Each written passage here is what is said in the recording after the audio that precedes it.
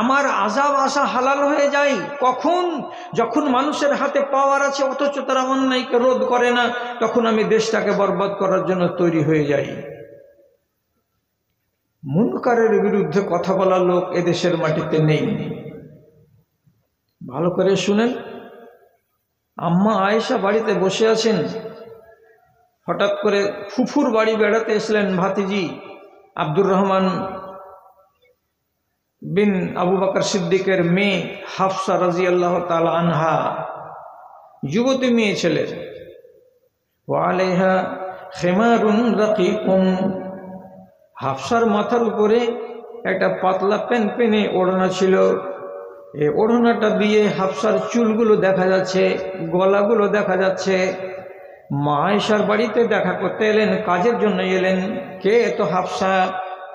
আম্মা জান আয়েশা কাছে ডাকলেন ভাতিজিকে, আর ডাকার পরে যখন মুখোমুখি হয়ে দাঁড়িয়ে গেছে, তখন তার মাথা থেকে ওই ওড়নাটাকে জোর করে টেনে হিঁচড়ে নামিয়ে দিলেন।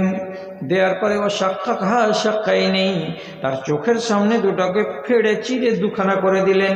আর দেওয়ার পরে বলছেন, বাড়ির ভেতর থেকে একটা গপস একটা মোটা ওড়না নিয়ে আসলেন। আসার পরে ভাতিজির মাথার উপরে চাপিয়ে দিলেন। আর দেওয়ার পরে বলছেন, একটা কুমারী মেয়ে ছেলে, একটা যুবতী মেয়ে ছেলে বাইরে যাবে, এরকম পাতলা জেরে কাপড় পরে কোনো দিন যেতে পারবে না। তার উচিত হবে এরকম মোটা কাপড় মাথায় গায়ে দিয়ে ঘাড়ে চাপিয়ে, যাতে করে কাপড় দিয়ে তার শরীর দেখা না যায়। এটা কি? একটা মেয়ে ছেলে দেখতে পেল চোখের সামনে মুনকার। এটা যদি আমি হতে দিই, তাহলে আমার ভাতিজির মতো আর 10টা ভাতিজি এইরকমই পোশাক ধারণ করতে শুরু করবে। তা কেন? ওকে জন্মেই বন্ধ করে দাও, লোকের কাছে মেসেজ চলে যাবে। কি বলে?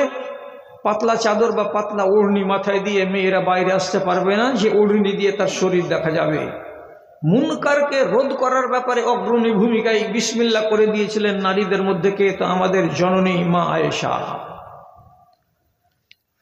আপনাকেও ধর্ম ধারণ করতে হবে, এবং এই দুটো গুণ আপনার কাছে যেন সব সময় থাকে, এই কথাটা আপনি ভুলবেন না।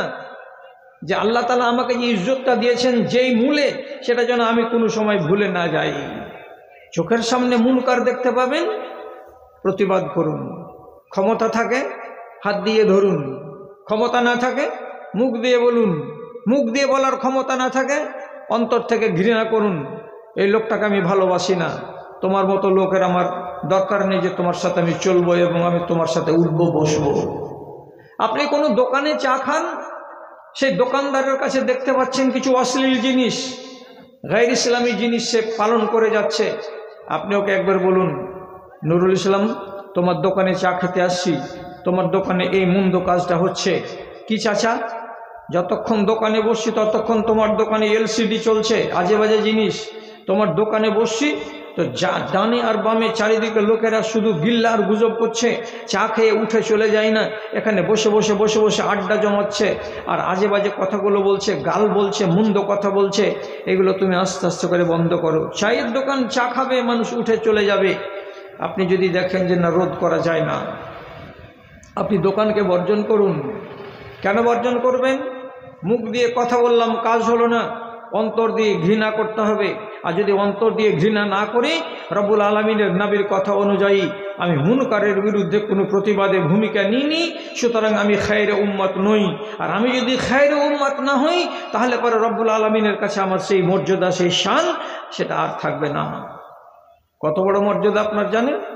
কিয়ামতের দিন যত আম্বিয়া গত হয়ে গেছেন, প্রত্যেক আম্বিয়ার 2টা 4টা 5টা 100 200 400 500 করে উম্মতি জান্নাতে যাবে, যাবেই যাবে।